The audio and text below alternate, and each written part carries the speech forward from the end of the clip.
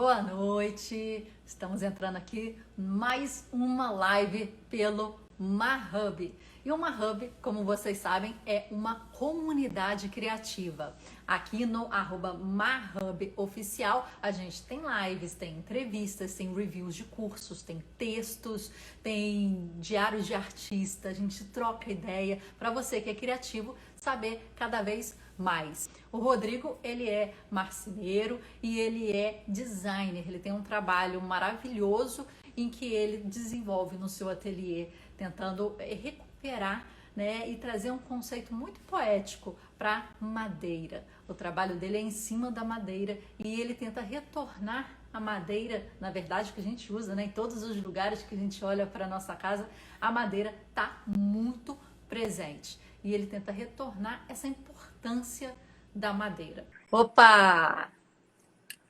Tudo bom? E aí, tudo bem? Vamos lá, meu prazer ter você Eu aqui. Como eu tava Desculpa, fala. não pode, não, eu fiquei pensando no decorrer dessa semana até alguns pontos que eu acho que a gente pode conversar, que podem ser bem legais, porque fica muito difícil alguém conhecer alguém em 40 minutos, em 50 minutos ou em uma hora, né? Então eu vou tentar E assim, todo o trabalho, né, o processo criativo, né, que tem aí anos e construção de conceitos, né, e narrativas. Mas vamos começar então, como você falou, você se apresentando, falando um pouquinho de você. pois é, essa é a parte mais difícil, né? Como é que a gente se apresenta e resume isso em 1 minuto, em 2 minutos, né? Bem, prazer, meu nome é Rodrigo Calixto, eu sou carioca, filho de pernambucanos. Minha família é toda nordestina. Meu pai é alagoano, minha mãe é pernambucana, meus irmãos são pernambucanos. E eu fui nascido e criado no Rio e passei grande parte da minha infância em Recife. Isso é Uhum. determinante. Lá na frente, na conversa, a gente vai ver como que isso foi determinante para eu chegar, né, assim, a caminhar por onde eu estou caminhando atualmente. Eu sou formado em desenho industrial pela PUC-Rio. Montei meu ateliê, eu tinha 21 anos, já Aham. muito, quase 20 anos, né? 20 anos já se passaram Passa e rápido, né? passa bastante rápido. A E gente de faz lá esse para cálculo, né? Desde a faculdade a gente fica, nossa, olha como pulou, né, esse tempo. a coisa foi de um caráter assim muito experimental no início, né? Aham. Eu acho que eu nunca tive uma ideia muito concreta do que eu realmente queria fazer, né? O que eu queria era talvez assim reproduzir um pouco de como tinha sido a minha infância. E a minha infância foi uma infância onde eu fui muito livre. Meus Uhum. pais, talvez por já terem 4 filhos anteriormente, eu tive uma infância que eu era muito livre. Eu era vizinha, sabe, com os primos. Eu, eu produzia meus próprios brinquedos. Então isso de alguma maneira foi assim, depois de eu rejeitar de certa maneira, porque a nossa geração, né, se você não fez direito, medicina ou engenharia, parece que você escolheu tudo muito errado, né? Sim. E, e eu acabei assim indo por desenho industrial porque eu achei que lá eu fosse encontrar de alguma maneira essa possibilidade de navegar assim com liberdade. E Uhum. antes disso tudo ter acontecido, já no terceiro grau, né, no segundo grau, no terceiro ano, eu tive a possibilidade de fazer história do Brasil, que era a minha grande paixão. E eu fui assim acreditado por um professor que falou, cara, não faz história, vai tentar outra coisa. Se você gosta de história, vai ler, sabe? Ele me desencorajou de certa maneira. Sim. E isso é muito assim, isso volta com muita força no meu trabalho, já depois de formado no industrial, né? E como é que entra a madeira na minha vida? Meu pai foi robista da madeira. Meu pai nunca teve uma habilidade profissional, nunca mexeu em maquinários. Mas ele é daquela geração que você comprava uma furadeira, um tipo. E, e eu fui acompanhando, né, todo esse processo caseiro, né, de pendurar um quadro, de afastar um sofá, de remendar um Aham. objeto. Isso já muito novo, né? E aí, voltando para a faculdade, eu acabei, de alguma maneira, não encontrando tudo aquilo que eu esperava inicialmente, né? E a No desenho faculdade estava industrial, me né? no desenho industrial, né? A faculdade Sim. inicialmente me propunha muitos objetos em plástico, desenhar carro, liquidificador, né? Toda uma dinâmica muito acadêmica. E eu estava Entendi. interessado em meter a mão na massa, né? Em adiantar todo um processo e de alguma maneira, colocar nessa vida adulta um pouco daquelas memórias de uma vida, né, anterior. E por isso eu acabei montando o meu ateliê, né, com 21 anos, Uhum. para que eu pudesse compensar, né, esse lugar da faculdade, né, esse lugar onde eu não ganho, eu não recebi esse estímulo, né, mas essa coisa Uhum. estava muito potente, muito ainda pulsando dentro de mim. E aí por isso que eu montei a Oficina Ethos em 2020, 2002. Esse ano nós fazemos 20 anos, né? Aham. Que legal. Sim, o ateliê faz 20 anos esse ano, 2022. E eu pretendo Aham. fazer alguma comemoração no segundo semestre, a partir de agosto. Ah, legal. Mas me fala o seguinte, o porquê a madeira em si? Era um elemento muito presente na sua infância, um elemento que já vinha até, né, das feituras aí do seu pai. Então você viu na madeira um objeto de repente expressar melhor, né, o seu conhecimento de designer e sua arte. Foi isso? Eu sou de uma geração onde o meu brinquedo mais tecnológico era um Playmobil, que trocava o capacete, né, a cor do cabelo. Então, assim, eu sou de uma geração que tinha alquimia, né? Eram objetos que estimulavam muito a interação da criança com fazer, com descobrir, com experimentar, né? E de alguma maneira, eu acho que essa descoberta, essa experiência é o que traz um contentamento para a gente, né? Independente do Uhum. que você fizer, você tem que Sim. estar sempre tendo que estar assim mexido, movido em descobrir algo novo na vida, né? E o meu trabalho me propicia muito isso. E a madeira, ela veio de um lado do meu pai, né? Pelo hobby dele, pelo gosto dele, Uhum. pela casa que ele pôde construir na região dos lagos. Eu, quando pequeno, acompanhei muito, né? Meus irmãos já morando em Recife, eu aqui com meus pais. Então, a vida deles, né? Eles foram funcionários públicos. Então, o sonho deles foi ter uma casa, né? Uhum. Essa casa fica em Guaba Sim. Grande. E lá eu acompanhei toda essa dinâmica, né? De madeira, de telhado, de piso, de janela. Eu tenho um fato muito curioso que minha mãe gosta muito de fazer sauna. E ela ia procurar esses resíduos e marcenarias para queimar na sauna. E eu, Aham. muito novo, ajudava, né? Era o homem da casa, então eu ia ajudar a pegar essas madeiras. E eu ficava assim, observando o que essas madeiras tinham tido, né? Tentando construir toda uma história anterior àquele resíduo. Então a madeira, ela foi talvez assim a minha primeira paixão, sem que eu tivesse descoberto ainda que era o meu grande amor, né? Aham. E quando, Rodrigo, foi que você realmente falou assim, não, eu sou artista, eu vou trabalhar com a madeira, mas quando essa questão de ser artista caiu, assim, e você se conscientizou, eu sou artista, eu vou trabalhar a partir da madeira para fazer a minha arte, a minha mensagem. Eu acho que a nossa vida ela é um resultado de uma série de encontros e de desencontros, né? Uhum. E essa coisa de ser artista, de se sentir artista, ela é um processo muito longo, porque primeiro toda a nossa sociedade se estruturou de modo que a gente acredita que os nossos trabalhos eles precisam ser legitimados por terceiros, né? Isso é um primeiro ponto. Sim, Então, de certa maneira, você pode até desejar ser alguma coisa, mas talvez você só vai se sentir sendo alguma coisa se houver todo um sistema que legitime isso, né? E isso, de alguma maneira, isso traz muito descontentamento, né? Porque nós somos o que nós somos o que nós queremos sim, ser. Essa potência que tem dentro de nós, de cada um, ela não tem que ser é, determinada por terceiros, né? Então, esse é o primeiro ponto.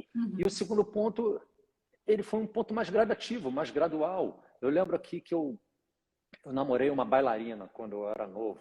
Eu tinha 24 anos, estava na faculdade. Ela era uma bailarina, né, de dança contemporânea, e eu frequentava muito a casa dela. Aham. Ela morava com outros três pessoas, né? E eu acho que esse foi o primeiro momento aonde ela, já muito instruída, né, principalmente por filosofia, os nossos papos giravam muito em cima de Deleuze, de Foucault, né, de Spinoza. Na época ela estava até Uhum. fazendo uma peça que era um diálogo do Spinoza com Deleuze. E eu comecei a receber aquilo de alguma maneira como se o meu pensamento já tivesse naquela frequência. E eu percebi que o meu barato no trabalho, né, seja lá qual fosse ele que fosse surgir, não seria mentalizar algo industrial, algo que pudesse me gerar muita riqueza, mas algo que eu conseguisse extrair de dentro de mim, né? E isso me acompanha nos meus trabalhos, né? Eu sou um pesquisador, eu não sou só um designer, um marceneiro e um artista visual. Eu acho que existe uma multidisciplinaridade no meu trabalho que ela é muito comum à minha personalidade. Eu, quando criança, sempre fui uma criança muito multidisciplinar. Eu era muito levado, mas eu era muito bom aluno, né? Eu fui esportista, eu fui atleta durante 27 anos, então eu tinha uma disciplina ali todo dia de acordar às 5 horas da manhã, de nadar de manhã, nadar de noite, e depois quando eu vou para a faculdade, eu acabo encontrando a liberdade, né, que todo adolescente anseia, né, quando sai da porta de casa, né? Então, nesse trânsito entre sair de mais cedo e voltar só de noite, eu tinha minha liberdade. E eu acho que todos esses encontros que eu fui tendo com outras pessoas que eram para além daqueles que eu acabei tendo na minha infância, na minha adolescência, eles foram, de alguma maneira, assim, ratificando aquele sentimento que eu já tinha dentro de mim, né? E a madeira, nossa, eu não sei nem como falar da madeira, porque nós temos tantos outros elementos que são assim muito prazerosos e lindos de serem trabalhados: o barro, o ferro, o vidro, né? A cerâmica, né? Originária do barro, mas a madeira, nossa, ela é uma... Se você pensar, a madeira ela está dentro da nossa cultura desde que nós somos, né? A madeira foi usada para fazer fogo, foi usada para fazer armamento, foi usada para amarrar aquela pedra que o cara fez né, aquele primeiro martelinho. Com o passar, né, das eras, nós desenvolvemos outras tecnologias, mas a madeira nunca saiu de dentro da nossa casa, né?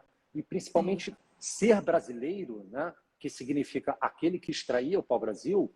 Eu acho que isso vem com muita força no meu trabalho.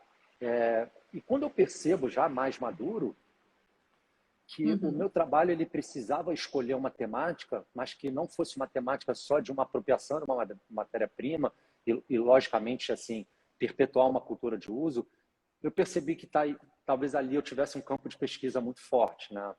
Porque, veja, quando a gente fala de um trabalho de um artista, de algum cantor, né, ou de uma poetisa, ou de um poeta, é um trabalho que está em desenvolvimento, né? Não é um trabalho que...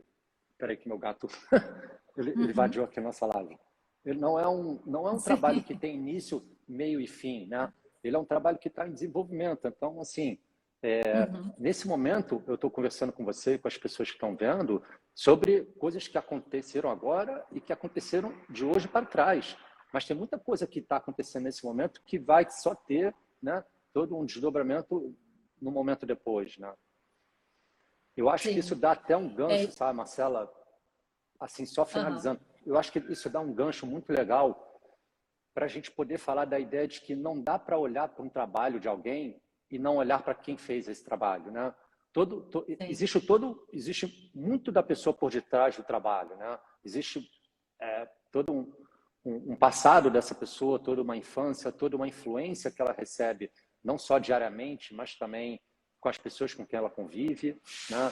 Eu acho isso muito legal, não dissociar o artista do trabalho.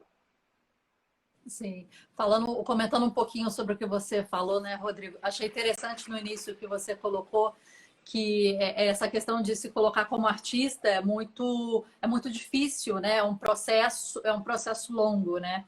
Tem algumas carreiras em que esse título ele é formalmente dado, né? Você tem a carteira da ordem, da OAB, e aí você virou advogado. Uma instituição falou que você agora é advogado, né? Você tem lá o seu CRM, a instituição falou que você agora é um médico. Então, você é um médico, né? A questão de você se intitular artista é uma questão interna, né? É uma questão que se alguém chegar para você e falar você é artista, não importa, tem que surgir de dentro, é que você tem que se colocar e você tem que se posicionar e querer ser artista. Então não Nossa, muito adianta legal nenhum isso. título, né? Não adianta nenhum diploma, nenhum título, é uma questão mais porque eu acho que parte de dentro para fora, né? Isso é muito forte para cada artista, acho que vive diferente, né? Essa experiência, né? E a questão que você falou também sobre a importância da madeira para você, né? Interessante que você colocou que a madeira nos ajudou a, a, a comer, nos ajudou a ter armas, a nos proteger, nos ajudou a nos Moradia, proteger no sentido da casa, nos e barcos. continua isso, nos movimentar, né? Nos transportar. Então, ela está presente na nossa história, realmente, como você falou, né? Pegando logo desde, né, o passado, e ela teve presente de várias maneiras, mas sempre muito próxima, né? Sempre assim, dentro do nosso ambiente, né? Aqui, né? Tá aqui do meu lado, tá aqui, né? Perto de mim, de várias formas, né? Olha Então, que, é importante a gente se conscientizar disso, né? Da importância e da presença da madeira, né? olha que gancho legal você deixou, eu acho, né? Eu, pelo menos estava te escutando aqui, eu vi dois ganchos muito legais. Aham. É, vou começar por esse último, né? Toda vez que a gente fala da madeira, a gente nunca fala da árvore. É sempre a madeira. É como Uhum. se fosse um recurso inesgotável, como se a natureza tivesse obrigação de nos dar, né, aquele estado que ela está, para que aquilo vire um barco, uma casa, uma cadeira. E ao longo da história, a madeira sempre veio dissociada da árvore. E só que a madeira não Sim. pode ser dissociada da árvore. É como a comida não vem da lata, a comida vem da terra. E se nós Uhum. olharmos para todo o processo holisticamente, a gente vai se envolver e a gente vai perceber que nós não somos marginalizados da natureza, nós somos parte da natureza. E eu acho que isso é um Uhum. processo muito fundamental, né? E assim, o segundo gancho é que você começou mencionando, né? Todo mundo sabe o que um engenheiro faz, todo mundo sabe o que um arquiteto faz, todo mundo sabe o que um médico faz, mas as pessoas têm dificuldades para falar o que Uhum. um artista faz. Elas se resumem a algo bonito, né? Como um artista, ele está sempre Uhum. produzindo algo bonito. Só que o bonito, ele remete a uma coisa da subjetividade, né? Isso vem um pouco depois do iluminismo, né? Com a invenção da estética, com essa ideia do que é bonito, do que é belo, né? Aquelas Sim, representações sim. antigas do Renascimento, elas não tinham esse compromisso com o belo, eles tinham um compromisso com a retratação do divino, né? E aí a gente incorpora Uhum. essa noção, né, do bonito, do feio, e no caso das artes, parece que as artes elas são só aquilo que é bonito é arte. E não é uma verdade. Quanto mais você mergulha, quanto mais você se debruça sobre o tema, você percebe que às vezes uma arte que vai te causar um estranhamento que não é bonito para os outros, é uma boa arte e não deixa de ser arte, porque ela não deixa de perder Sim. função, né? E essa função, que não é uma função de ser bonita, ela é uma particularidade de cada um, né? Então, eu te escutando, eu percebi esses dois pontos assim legais de serem falados e vou emendar num terceiro, que é a Uhum. minha origem vem do design, né? Eu sou designer de produção, Sim. sou marceneiro autodidata e eu sempre usei a madeira, né? O que eu fiz no início Uhum. da minha vida foi replicar todo um comportamento tradicional que outros que vieram antes de mim também fizeram. E eu sinto que hoje parte dos meus colegas, né, desse meio do design são amigos que já trazem para perto da narrativa da madeira o vínculo com a árvore, né? Então, o que eu estou sentindo é que existe toda uma colaboração de uma nova geração e que não faz nada Entendi. sozinha, né? Porque toda uma Uhum. geração posterior, ela é uma geração que se alimentou da geração anterior, né? Então, Sim. essa geração, ela talvez chegou num ponto de amadurecimento, né? Aonde as pessoas estão começando a querer trazer para o diálogo, a querer trazer para a narrativa todo o entorno, todo o sistema holístico, né? As coisas não são Uhum. dissociadas.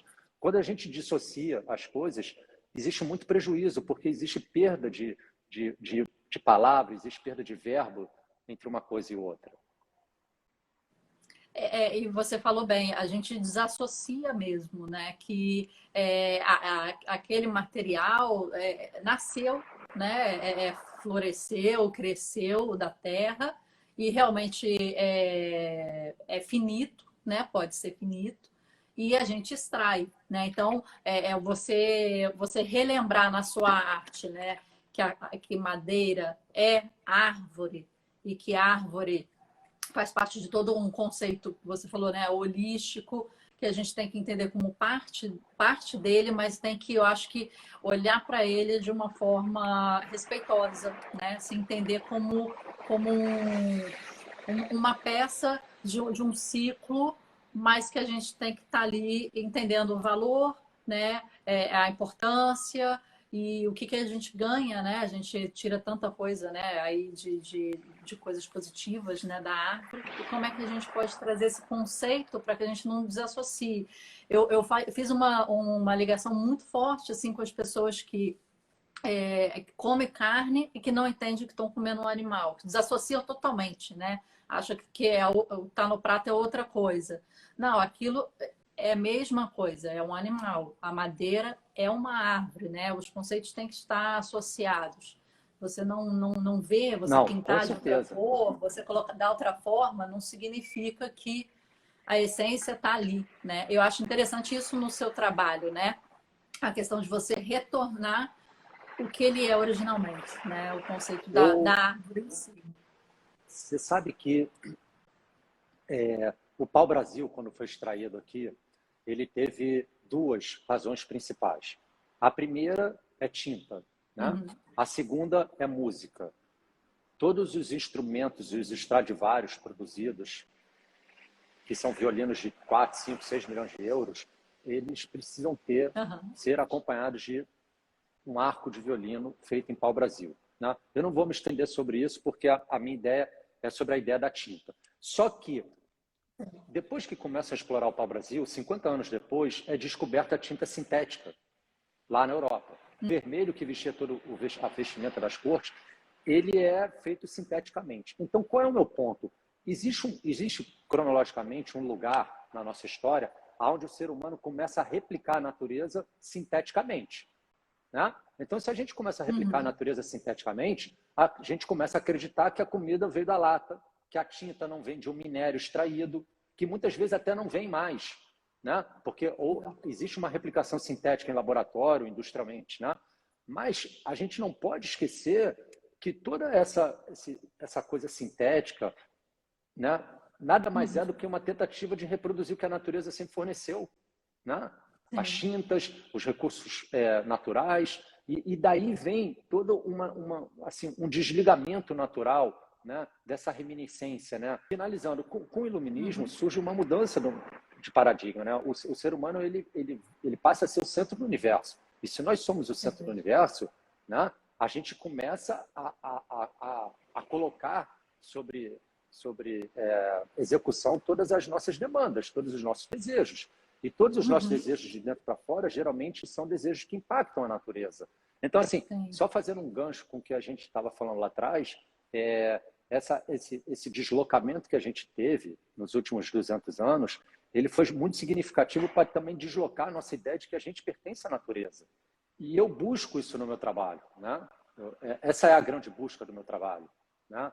Eu comentei contigo que o início da minha vida foi naturalmente uma utilização da madeira, né? Sim. E há uma virada muito grande no meu trabalho quando eu começo a trazer para dentro dele todo esse caminho anterior de reminiscência. À luz do que a gente estava falando, como é que é seu processo criativo, né? Quando você tem uma ideia de criar uma nova obra de arte, aquilo começa como? Você desenha, você pensa, você já pega na madeira, ou é uma coisa que vem do gesto da madeira para depois você colocar o conceito em cima? Como é que é esse processo criativo seu dentro do ateliê? Ele é uma coisa muito particular. Eu acho que de todos, né, cada um tem a sua particularidade, né? As pessoas são Sim. o tempo inteiro elas são atingidas, influenciadas por qualquer coisa, né? E o artista, ele geralmente é essa pessoa que Uhum. está mais sensível, né, a, a, a, a esses estímulos, né? E cada um recebe esse estímulo de uma maneira e cada um leva para o seu trabalho esse estímulo de uma maneira diferente, né? Eu sou um pesquisador, como eu te disse no início da conversa. Uhum. Eu era aquele menino que pegava o galho, que descobria que ia tentar desdobrar aquilo para fazer alguma coisa, né? Então, o gesto sempre acompanhou o intelecto, né? De alguma maneira, eu acho que até o uso das mãos, eles são uma ferramenta muito forte para desenvolver o intelecto. Então, no meu caso em particular, eu sou uma pessoa que aquele assunto se estende por uma eternidade comigo. Ele me acompanha no cinema, ele me acompanha em casa, ele me acompanha nadando, ele me acompanha fazendo outras coisas, né? E esse lugar de pesquisa, ele precisa me gerar um lugar de deslocamento em direção à feitura de alguma coisa.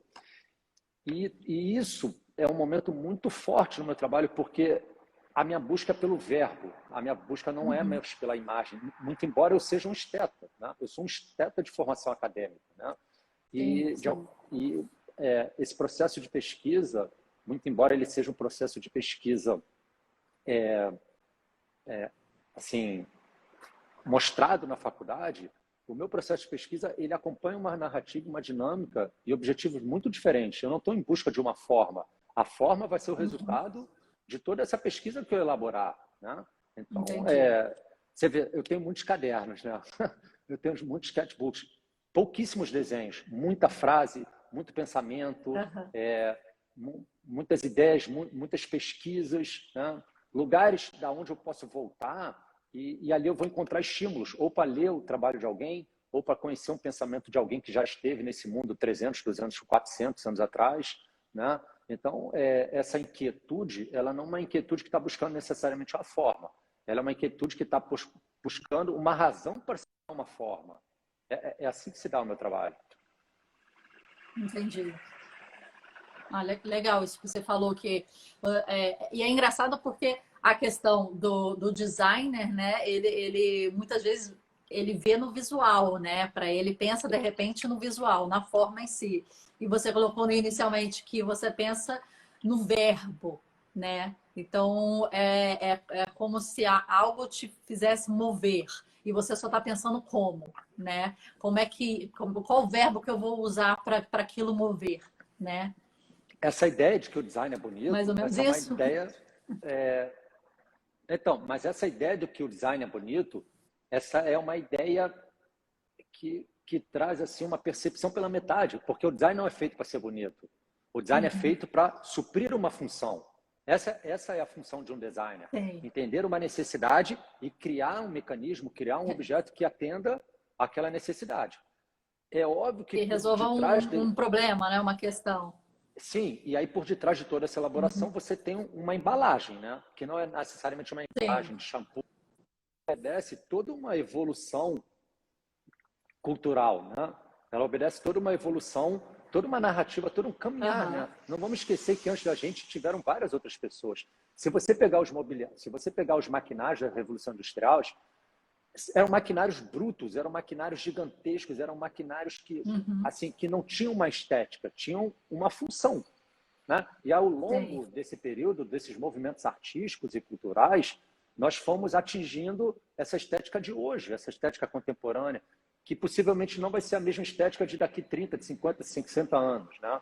Então, a estética ela acompanha o momento cultural, né? Acompanha todo assim, esse desenvolvimento. Deixa eu te perguntar, Rodrigo, quais são suas referências e suas influências?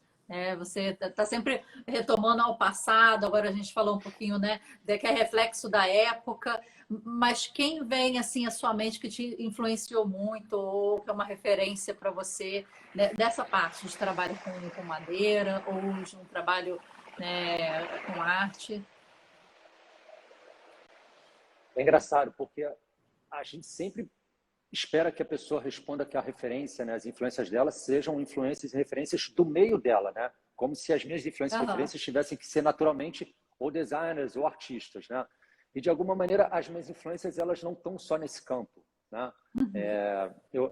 As minhas influências hoje, nesse exato momento, elas estão em um outro lugar. Elas estão no lugar de uma narrativa melhor contada, né? Então eu tenho escutado muito o Ailton Krenak. Eu gosto muito de um escritor que é franco-italiano chamado Stefano Mancuso, que ele traz toda uma participação da natureza, né? Ele já escreveu 3 livros, eu acabei de ler os 3 livros dele, A música me influencia muito, né? A Aham. música e a arquitetura, mas eu não tenho necessariamente assim influências da onde o meu trabalho ele vai assim encontrar um lugar de não de se apropriar, mas de se sentir influenciado no sentido físico da forma. Porque eu acabei de te dizer que o que interessa para o meu trabalho é o verbo. E aonde eu encontro o verbo? Eu É encontro o o verbo na verbo. música, eu encontro o verbo na poesia, eu encontro o verbo na palavra, né? Então, assim, Uhum. as minhas influências, elas não estão necessárias. O que existe são admirações, obviamente, né? Existem, Sim, sim. principalmente, pessoas que fizeram e fazem parte de todo assim uma cultura brasileira do mobiliário e das artes visuais que eu admiro muito, mas não necessariamente influenciam o meu trabalho, né? Eu gosto muito do trabalho do Tunga, eu gosto muito do trabalho do Ciro Meirelles, eu gosto muito do trabalho do Maurício Azeredo, que é um cara que eu tenho uma admiração assim enorme, que é uma pessoa que produziu mobiliário na década de 80 e 90. O próprio Sérgio Rodrigues, o Tenreira é uma pessoa por quem eu dedico uma estima particular, que foi uma pessoa que Aham. produziu muito mobiliário e depois foi para a pintura e para as artes visuais. Então, assim, o meu trabalho ele não está em busca da forma, né? Como eu te falei, a forma acaba sendo uma consequência dessa busca que a gente não sabe por onde andar, né? E eu acho que sempre escavando uma palavra, que ele está sempre escavando um sentimento, que ele está se apropriando de uma emoção ou sua ou uma emoção alheia, que ele está se apropriando de uma conjuntura política, social, sua ou de outros lugares. Então, esse é o artista, né? Esse artista, ele é esse lugar de eterna pesquisa. Não, interessante que você falou, né, sobre a questão do verbo, né? E aí tem o poeta, o escritor, o pensador, o filósofo, que vai trazer isso de uma maneira mais, de repente, mais potente, né? E aí suas referências vêm também muito daí, né? Legal. É porque Achei tudo interessante essa. circula, Uhum, toda a ideia que nós temos que uma produção artística vem a ser, ela circula muito na ideia da forma que ela vai ter, né? E sim. secundariamente se ela vai ser bonita, se ela não vai ser. Mas como eu tô te dizendo sobre o meu processo, por detrás de um trabalho tem toda uma linha de pesquisa, tem todo um pensamento do artista, tem toda uma linguagem que o artista desenvolveu, né? Legal. E, Rodrigo, você tem alguma rotina, algum ritual, alguma ferramenta, algum processo aí de concentração ou de inspiração no seu ateliê? A minha rotina é vir para cá todo dia, mas assim é curioso porque o meu trabalho, eu acho que eu vou tentar dizer de duas maneiras, né? Uhum. Nós temos naturalmente uma rotina, né? De acordar, nos alimentarmos, né? Ou tomar banho antes ou depois, irmos ao nosso trabalho, né? Já existe uma expectativa do que aquele trabalho vai ser demandado, né? E o meu trabalho ele tem ciclos, né? Quando eu começo a produzir uma obra, geralmente eu estou produzindo mais de uma ao mesmo tempo, aquilo é um ciclo que eu sei que vai começar, vai ter um início, um meio e vai ter um fim, né? E depois outros ciclos virão. Aham. Então esses envolvimentos com diferentes narrativas, eles não criam uma rotina como a gente conhece a rotina, como assim, como um ato diário, né? Tudo aquilo que a gente faz se Uhum. repete. No meu caso, essas coisas não repetem naturalmente na mesma ordem. É, e eu tenho um lugar de encontro com o meu trabalho que ele não precisa que eu crie um mecanismo de entrar no meu trabalho. Eu estou dentro do meu trabalho o tempo inteiro, né? Esse lugar de pesquisa, de Uhum. pensamento, de decisões, ele me acompanha o tempo inteiro. É,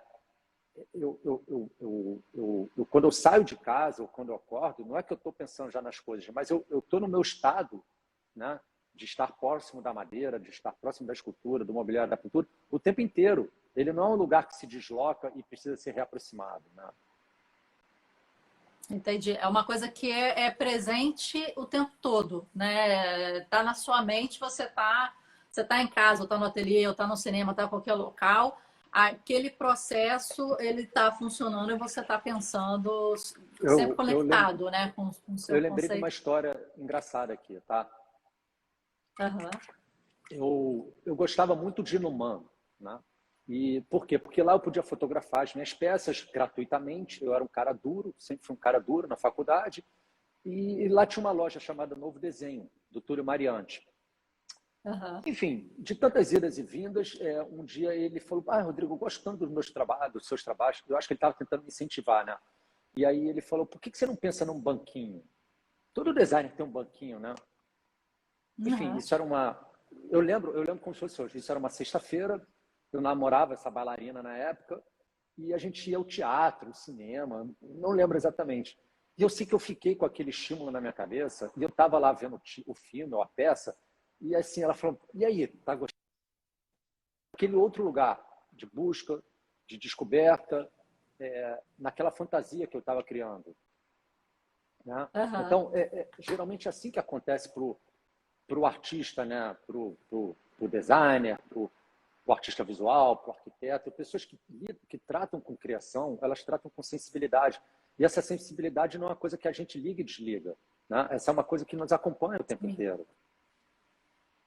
Sim, e qualquer coisa micra, né? Você está comendo, você está vendo um filme, aquilo é um estímulo, aquilo te dá um pensamento, te traz, né, uma motivação, um estado, uma ideia, né? Então, tudo é matéria, né? Tudo é matéria a ser pensada, a ser trabalhada, né? E realmente a E cabeça não esse, para, ela continua. e esse é o artista, né?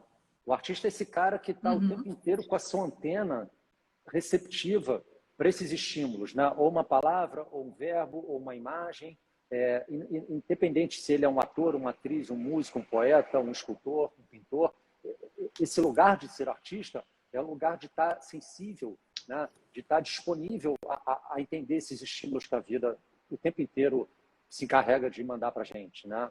Do momento que a gente acorda, do momento que a gente vai dormir, a gente está o tempo inteiro sendo influenciado, né? Ou pelo sol, ou pela lua, ou pelas condições climáticas, ou por uma palavra que a gente recebe, ou de carinho, ou não, né? Por uma coisa que a gente vê na rua. E aí que vão entrando essas diferenças, né? Entre um artista e outro, né? Uhum. Cada um vai levando para si um pouco do que vê.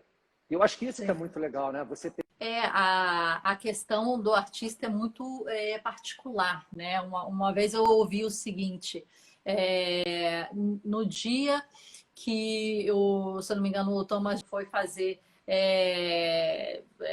ele foi registrar a questão da patente da lâmpada, tiveram 17 patentes de lâmpada no mundo. Então as pessoas já estavam chegando àquela conclusão, a luz já ia ser, né, a lâmpada já ia ser inventada, independente dele ou não, seria outro. Agora, quem sim. pintou Guernica só poderia ter sido Picasso. De Guernica não seria pintado por nenhuma outra pessoa. E foi uma forma pioneira na época de retratar uma questão de guerra, né? Porque antes era retratado de uma maneira mais realista, né? De outras maneiras, mas foi uma disrupção ali na forma de retratar um sentimento frente a algo que estava, né, acontecendo. Então, a questão da arte é uma questão realmente muito particular, né? É muito da visão particular de cada artista, né? Então, Guernica só existiu por causa de Picasso e sem ele não existiria. Mas algumas coisas que as pessoas, né, criam ou inventam não são totalmente particulares, iriam existir de qualquer forma. Né? Isso é interessante que você falou, realmente, a visão particular e única de cada pessoa. Né? E deixa eu te fazer Eu uma pergunta. Rodrigo, como é que foi essa. Desculpa, que fala. é uma coisa da pode perguntar. Não, a gente está com um pouquinho de delay, sem querer eu te interromper, sem querer te interromper. Pode continuar. Tá indo e voltando, né? Tá ficando bom e ficando ruim. Vamos aproveitar que tá bom. Eu É, ia dizendo que eu ia dizendo que assim, uau. existe uma coisa enraizada na nossa cultura humana que é uma cultura da competição, né? Que não é uma cultura colaborativa, né? Eu acho que é Uhum. muito prejudicial essa ideia quando você traz para si né, essa autoria, essa legitimação do que eu pensei, do que eu fiz, e você acaba esquecendo que talvez o que você pensou, o que você fez, precisa entrar num mundo maior, né? Precisa fazer parte de outras pessoas, Uhum. né? Porque senão é só seu, qualquer que seja essa invenção, né? Qualquer que seja essa ideia, né? Sim. Qualquer que seja essa palavra, essa música, essa atuação, isso precisa entrar em contato com as pessoas, né? E eu acho que assim é uma coisa tão difícil, mas ao mesmo tempo tão necessária, que a gente pudesse mudar essa narrativa desse lugar de competição para um lugar de compartilhamento, né? Talvez a gente pudesse alcançar Uhum. resultados assim melhores para todos, né? E não esses resultados que são segmentados por classes, né?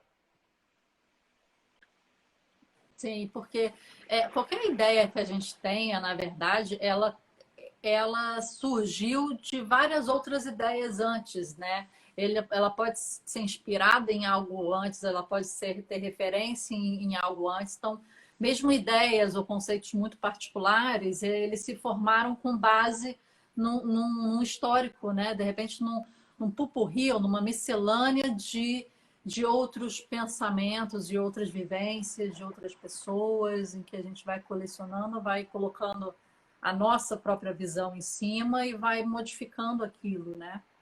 Então, Mas é eu acho que é sempre realmente. sobre isso, né? Aham. Não, assim, antes de nós vieram outros, antes de outros vieram outros, e sempre foi, sempre vai ser assim.